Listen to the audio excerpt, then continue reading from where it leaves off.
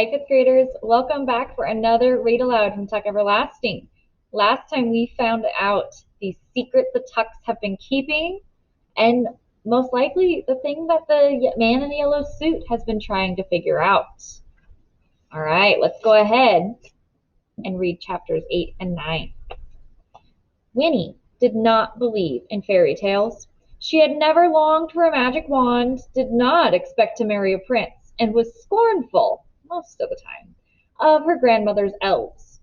So now she sat, mouth open, wide-eyed, not knowing what to make of this extraordinary story.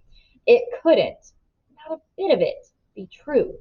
And yet, it feels so fine to tell somebody, Jessie exploded. Just think, Winnie Foster, you're the only person in the world besides us who knows about it. Hold on now, said Miles cautiously. Maybe not. There might be a whole lot of others, for all we know, wandering around just like us. Maybe, but we don't know them, Jessie pointed out. We've never had anyone but us to talk to about this. Winnie, isn't it peculiar and kind of wonderful? Just think of all the things we've seen in the world, all the things we're going to see. That kind of talk will make her want to rush back and drink a gallon of that stuff, warned Miles. There's a whole lot more to it than Jessie Tuck's good times, you know. Oh, stuff, said Jessie with a shrug. We might as well enjoy it, long as we can't change it. You don't have to be such a parson all the time. I'm not being a parson, said Miles. I just think you ought to take it more serious. Now, boys, said May. She was kneeling by the stream, splashing her face with her hands with cool water. Whew, such weather, she exclaimed, sitting back on her heels. She unfastened the brooch, took off her shawl, and toweled her dripping face. Well, child, she said to Winnie, standing up, now you share our secret. It's a big and dangerous secret. We've got to have your help to keep it. I expect you're full of questions, but we can't stay here no longer. She tied the shawl around her waist then and sighed. It pains me to think how your ma and pa will worry, but there's just no way around it. We've got to take you home with us. That's the plan. Tuck, he'll want to talk it out. Make sure you see why you can't tell no one, but we'll bring you back tomorrow. All right? And all three of them looked at her hopefully. All right, said Winnie, for she decided there wasn't any choice. She would have to go. They would probably make her go anyway, no matter what she said, but she felt there was nothing to be afraid of. Not really, for they seemed gentle and, in a strange way, childlike. They made her feel old, and the way they spoke to her, the way they looked at her, made her feel special, important. It was a warm, spreading feeling, entirely new, and she liked it. And in spite of their story, she liked them too, especially Jessie.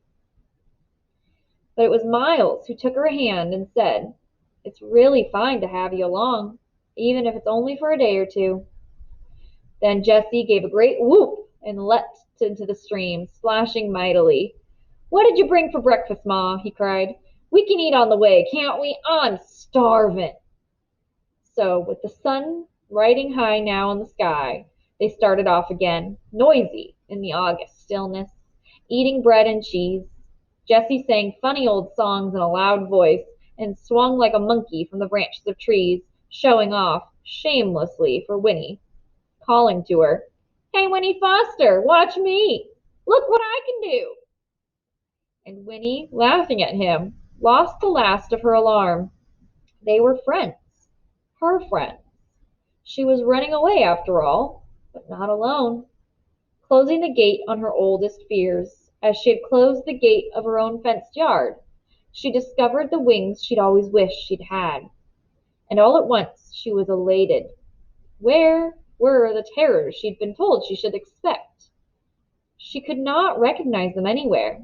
The sweet earth opened out its wide four corners to her like petals of a flower ready to be picked, and it shimmered with light and possibility till she was dizzy with it. Her mother's voice, the feel of home, receded for the moment, and her thoughts turned forward. Why, she too might live forever in this remarkable world she was only just discovering. The story of the spring, it might be true. So that, when she was not rolling along on the back of the fat old horse, by choice this time, she ran shouting down the road, flung her arms out, making more noise than anybody else. It was good, so good, in fact, that through it all not one of them noticed that the man they had passed on the road, the man in the yellow suit, had crept up to the bushes by the stream, and had heard it all, the whole fantastic story. Nor did they notice that he was following now, behind the road, or beside the road, but far behind, his mouth, above the thin gray beard, turned ever so slightly toward a smile. Chapter 9. The August sun rolled up, hung amid heaven for a blinding hour, and at last westward before the journey was done. But Winnie was exhausted long before that. Miles carried her some of the way. The tops of her cheeks were bright pink with sunburn, her nose a vivid cosmic red. But she had been rescued from a more serious broiling by May, who had finally insisted that she wear the blue straw hat. It came down far over her ears and gave her a clownish appearance. But the shade from its brim was so welcome that Winnie put vanity aside and dozed gratefully in Miles's strong arms. His own arms, or her own arms, wound around his neck. The pastures, fields, and scrubby groves they crossed were vigorous with bees and crickets leapt before them as if each step released a spring and flung them up like pebbles. But everything else was motionless, dry as a biscuit, on the brink of burning, hoarding final reservoirs of sap, trying to hold out till the rain returned, and Queen Anne's lace lay dusty on the surface of the meadows like foam on the painted sea. It was amazing, then, to climb a long hill, and to see another hill, and beyond that, the deep green of a scattered pine forest, and as you climbed, to feel the air ease and soften.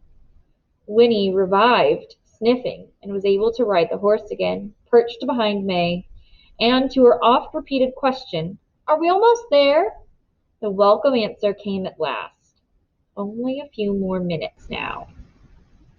A wide stand of dark pines rose up, loomed nearer, and suddenly Jessie was crying, "We're home! This is it, Winnie Foster!" And he and Miles raced on and disappeared among the trees. The horse followed, turning onto a rutted path lumpy with roots, and it was as if they had slipped in under a giant colander. The late sun's brilliance could penetrate only in scattered glimmers, and everything was silent and untouched, the ground muffled with moss and sliding needles. The graceful arms of the pines stretched out protectively in every direction, and it was cool, blessedly cool and green. The horse picked his way carefully, and then ahead the path dropped down a steep embankment, and beyond that, Winnie, peering around May's bulk, saw a flash of color and a dazzling sparkle. Down the embankment they swayed, and there it was, a plain, homely little house, barn red, and below it the last of the sun flashing on the wrinkled surface of a tiny lake. "Oh, look!" cried Winnie. "Water!" At the same time they heard two enormous splashes, and two voices roaring with pleasure. "It don't take 'em more than a minute to pile into that pond," said May, beaming. "Well, you can't blame 'em in heat like this. You can go in too, if you want." Then they were at the door of the little house, and Tuck was standing there. "Where's the child?" he demanded, for Winnie was hiding behind his wife. "The boys say you brung along a real honest-to-goodness natural child." "So I did," said May, sliding down off the horse, "and here she is." Winnie's shyness returned at once when she saw the big man with his sad face and baggy trousers, but he gazed at her.